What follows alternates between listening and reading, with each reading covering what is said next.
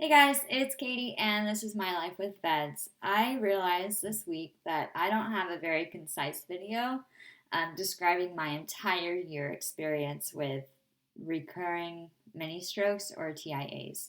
So I think it would be beneficial to do a video on this and my experience with it because it was really frustrating experience, and I think that other people have had similar experiences with no explanation.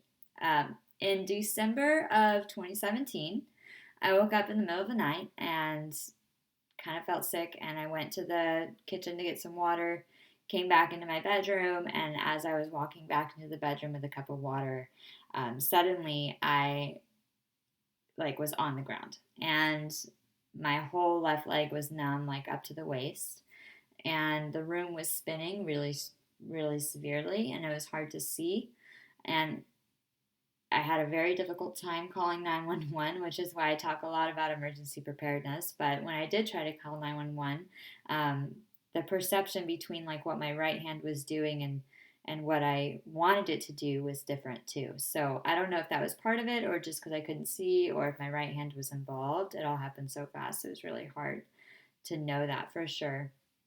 So they took that one very seriously. I went to the hospital and they knew I had vEDS because I had a door sign and gave them my information. But by the time that they got there, like most of the symptoms had resolved, which is why it's called a transient ischemic attack or a mini stroke because they resolve themselves. They're transient.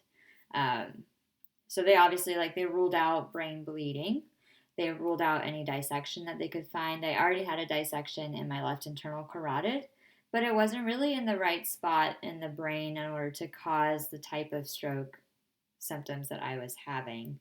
From my understanding, if your stroke, if you're having that room spinning sensation and things that maybe affect both sides, that's pretty particular to a posterior circulation stroke, which affects the arteries going up through the brainstem.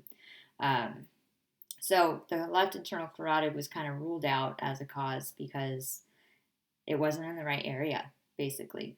They did a bunch of tests. They made sure I didn't have a hole in my heart that I was allowing a clot through. Um, really did a lot. And then they said, well, something happened. We can't see it on the CT, and we don't think it's going to happen again. So I'm like, okay, it's not going to happen again. I went through the emotional trauma of recovering from that and everything, and I got better. And then unexpectedly, on I think it was May 2nd, I had another one. And I had gotten up in the morning and went to the kitchen, started making my coffee. I'd probably been up for 10, 15 minutes. And it happened again, except this time it was the entire right side of my body was numb. It was basically numb and dead. Like it was just like dead arm. It wasn't flailing or anything. It's just like when you try to move it, it's like I don't really want to move. Room spinning sensation, difficulty seeing. Um, and I went to the hospital, and the guy's like, you know what? Like, I think that this is something where you're just standing up too fast in the morning. Okay. And I could take that seriously. It's okay. I got trust in this guy. I get it. That might be the thing. So I started waiting like 10, 15 minutes to get out of bed in the morning and was doing really okay with it. And on Mother's Day, which I think was May 13th last year, um, it happened again. And I was a complete emotional wreck for this one because I had tried to do things differently that I thought would help, that they told me they thought would help. And it was in the morning, maybe 15 minutes after I got up, 15, 20 minutes, went to the bathroom, and this one actually happened in the bathroom. And it was room spinning. I don't remember what side of my body it happened on. But the side of the body that was affected kept changing, which says like posterior circulation to me. Uh, and I was an emotional wreck. And the guy there the hospital didn't do any scans during that one. They just, they're like, well, you've already had a couple CTs. It's pretty consistent with the other ones. We're not going to find anything. Just maybe sit longer in bed. And so when I talked to my primary care doctor about this, he was like, yeah, well, let's, we talked about the potential for POTS or dysautonomia and that whole like standing up. And they had recommended compression socks and they wanted me to wear them at night. This is the guy at the hospital, wanted me to wear them at night And so that when I got up in the morning, I had good blood flow. And then maybe an hour after I was up, I would take them off. And that was an awful experience. I mean, it was just the fear that I had during that time was terrible. I mean, like getting up, I love mornings. I'm a morning person, and I've always gotten up in the morning with no problem and just like gone right on with my day. And this was just the worst feeling. It was like I'm stuck in these compression socks. I had moved back to Florida. It was hot. I didn't want to wear them. I would, for a long time, I mean, I would stay in my bed for over an hour trying to convince myself to stand up because I was so afraid of having another one. So we increased the salt in my diet, and oh man, it was terrible. July 4th, I had another one in the middle of the day after I had done all of these things, and I had been eating a crap ton of salt. Again, going along with this, maybe it's some form of dysautonomia thing, which a lot of people with Ehlers-Danlos have. But I was on a boat having a great day with my friends on July 4th, and I jumped into the water and swam, and then got back into the boat, and then had the worst one I think I've had. That one was the lower left side, like my entire left leg, my entire right arm, the entire right side of my trunk. So like I remember, and the room spinning and everything, and I just remember being in the boat and laying on the bench in the boat and like touching my abdomen and not being able to feel it. And I just remember doing that, and I'm like, wow, I can't feel this, you know? And all of this stuff, like it came on very rapidly, all at once, and then it would take maybe 10 minutes to resolve, 15 for the full visual effects to resolve. I think maybe 5 to 15 minutes variable. But for sure, like all of the actual like physical defects would resolve by the time the ambulance got there. So the only thing that would happen when the ambulance got there that hadn't been resolved yet was like the visual defect, which would resolve within 5 minutes of them being there. So I'm guessing maybe 10-15 minutes total, right?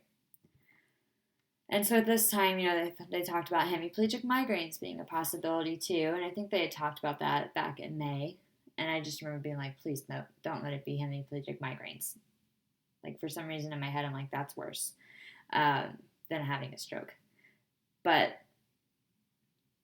it wasn't consistent with hemiplegic migraines. And I talked to a neurologist in Florida at that time who was he's like the stroke guy to go to.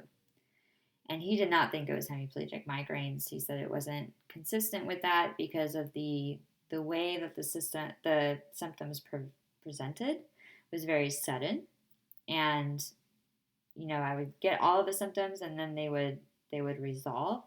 And typically in a hemiplegic migraine, from my understanding, all of the symptoms come on slowly. So you might get like gradual numbness and everything, or I mean, it's just like the onset of symptoms and the resolution of symptoms, it's different. And the hemiplegic migraines, I think, typically last longer than 5 to 15 minutes. So he ruled that out. He's like, that doesn't sound like it to me. But I didn't have one from July until December. So that was a pretty good run.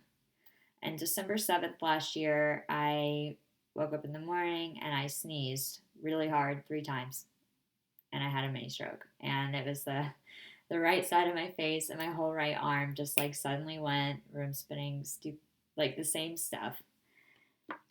And I just remember like, come on, like I don't even want to go to the hospital. I have a implanted monitor at this point. They ruled out POTS by this point, like back in September.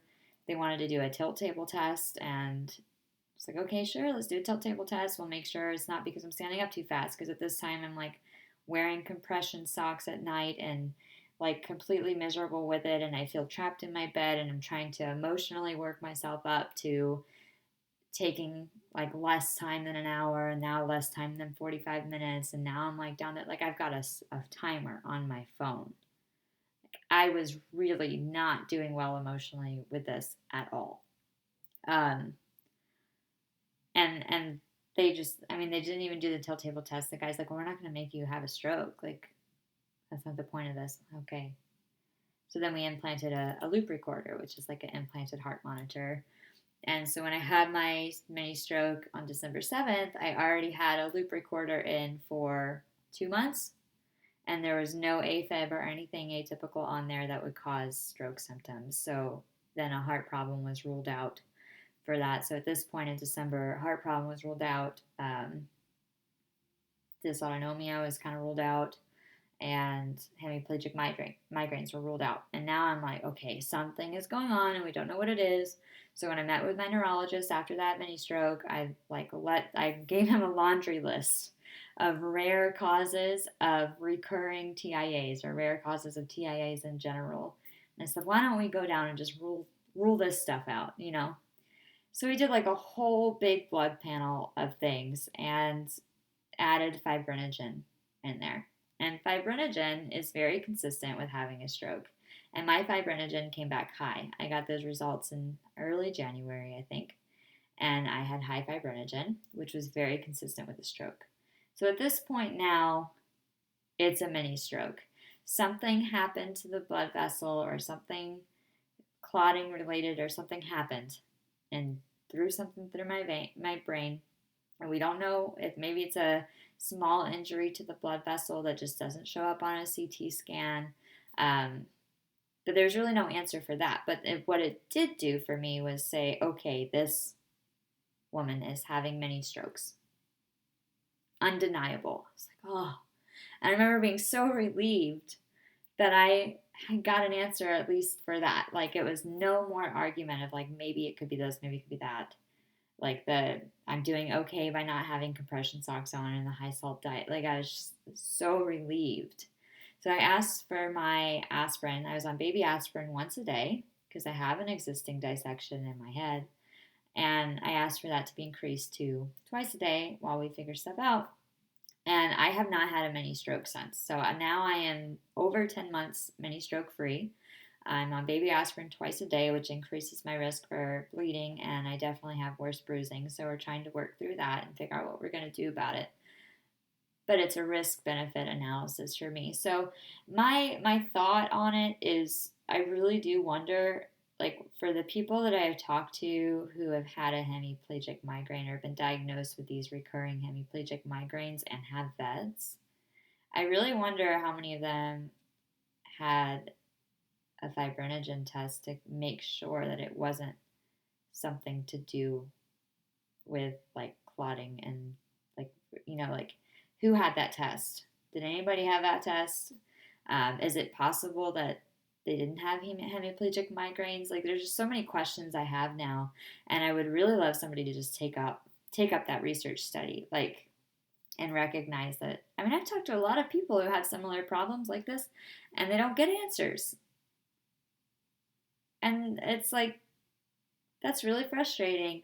So I really wonder about it, and that's kind of the story of the mini strokes in a nutshell. I'm going to knock on wood because I said I hadn't had one in like 10 months, and I really don't want another one, but I don't think I'm going to, because now it's been 10 months, and that's a long time considering I had 5 in a 1-year period. So that's my story. Anyway, it's Halloween weekend. I hope you guys are doing something. It's my favorite holiday, so I'm sure you'll see pictures of me dressed up for Halloween. But I hope you do something. Carving pumpkins tonight, and exciting couple weeks. So hope you guys have a great weekend, and I'll talk to you soon.